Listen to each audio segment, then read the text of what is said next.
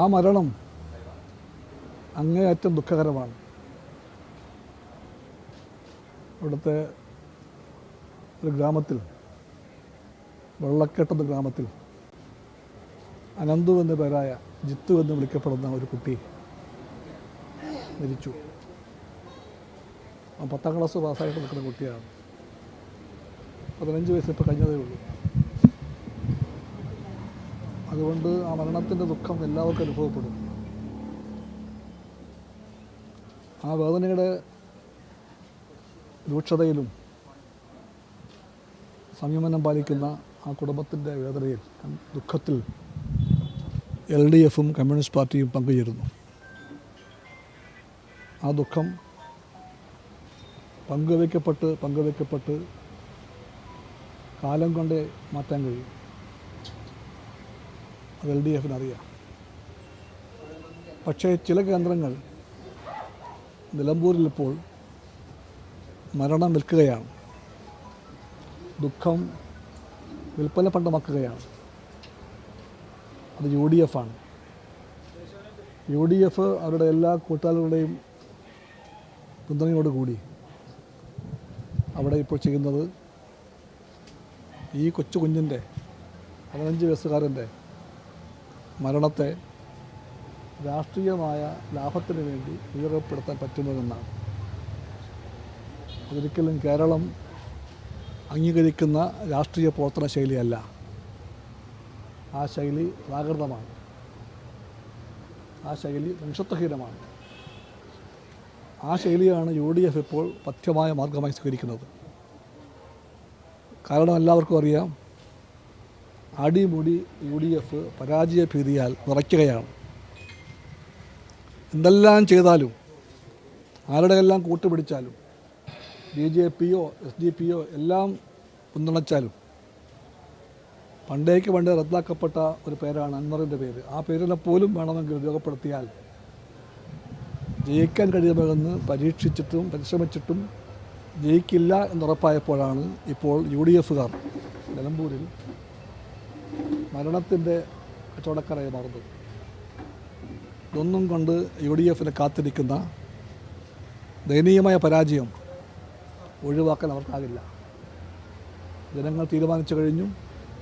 ആ തീരുമാനം നിലമ്പൂരിൽ LDFന് വമ്പിച്ച വിജയത്തിൻ്റെ തീരുമാനമാണ്. സഖാവ് M. സ്വരാജ്, നിങ്ങളാരും ഇപ്പോൾ പ്രതീക്ഷിക്കുന്ന ഭൂരിപക്ഷത്തേക്കാൾ കവിഞ്ഞ ഭൂരിപക്ഷം നേടി അവിടെ വിജയം നേടുമെന്ന് ഉറപ്പായും നിങ്ങൾ പറയുന്നു.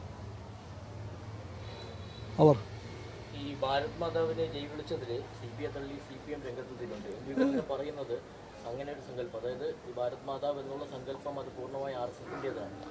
ഇല്ല, CPIയെ തള്ളി CPM രംഗത്ത് വരില്ല.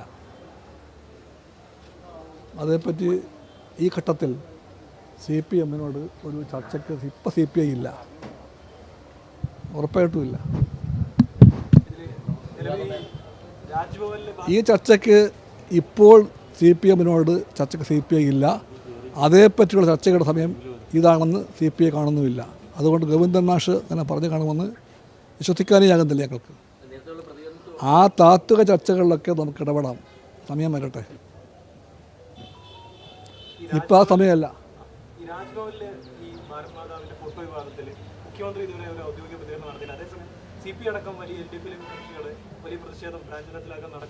അതുപോലെ CPIയുടെ അഭിപ്രായം CPI പറഞ്ഞു കഴിഞ്ഞു.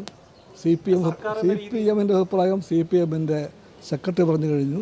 ജനറൽ സെക്രട്ടറി സഭ ബേബി പറഞ്ഞു കഴിഞ്ഞു. ഗവൺമെൻറ്റിലെ പല മന്ത്രിമാരും പറഞ്ഞു കഴിഞ്ഞു. അതൊന്നും പോരെ നിങ്ങൾക്ക്? അതല്ല, ഏതെല്ലാം കാര്യങ്ങളിൽ എന്തെല്ലാം എപ്പോൾ പറയണമെന്നെല്ലാം തീരുമാനിക്കേണ്ട അവകാശം നിങ്ങൾ അദ്ദേഹത്തെ വിട്ടുകൊടുക്കുക. അല്ല, അത് അവരുടെ രാഷ്ട്രീയം. ഈ ഗവൺമെൻറ്റിലെ മന്ത്രിമാർ 3-4 പേർ പറഞ്ഞു കഴിഞ്ഞു. നിങ്ങളാരും കേട്ടില്ല അത്? ഈ വിഷയത്തിൽ CPI മന്ത്രിമാർ എല്ലാവരും പ്രതികരിച്ചു കഴിഞ്ഞു. CPMൻ്റെ ഞാൻ അറിയുന്നിടത്തോളം 3-4 പേർ പ്രതികരിച്ചു കഴിഞ്ഞു. എന്നിട്ടും നിങ്ങൾക്ക് അതൊന്നും പോരാന്ന് വാശിയുണ്ടെങ്കിൽ ആ വാശിയുടെ പുറകിൽ എന്തോ ഒരു രാഷ്ട്രീയമുണ്ട്. അത് വേണ്ട. ഈ ഭാരത് മാതാ വിളിയിൽ ഞങ്ങൾ അങ്ങനെ വിളിക്കില്ല എന്ന് CPM പറയുമ്പോഴും ഈ ഫോട്ടോ വിവാദത്തിൽ മുഖ്യമന്ത്രി പ്രതികരിക്കാൻ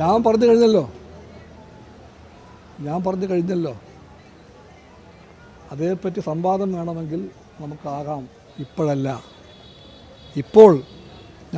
ഇപ്പോൾ അതേപ്പറ്റി CPIയും CPMും തമ്മിലൊരു സംവാദത്തിന് പോകാൻ ഞങ്ങളില്ല. രാഷ്ട്രീയ ബോധം അതിന് CPI അനുവദിക്കുന്നില്ല. അതുകൊണ്ട് സമയം വരുമ്പോൾ അനിവാര്യമാണെങ്കിൽ ആ സംവാദമാകാം.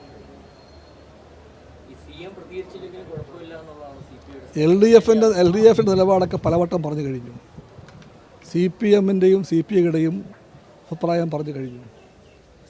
ഓരോ കക്ഷിയും പറഞ്ഞു കഴിഞ്ഞു. മന്ത്രിമാരും പറഞ്ഞു കഴിഞ്ഞു. അതെല്ലാം കൂടെ ചേർന്ന് ഒരു അഭിപ്രായം മുഖ്യമന്ത്രി പറഞ്ഞില്ലെങ്കിൽ പോലും വ്യത്യസ്തമായ ഒരു അഭിപ്രായം അദ്ദേഹത്തിന് കാണില്ല എന്നുറപ്പാണ്. അത് രാഷ്ട്രീയ തിരിച്ചറിവാണ്.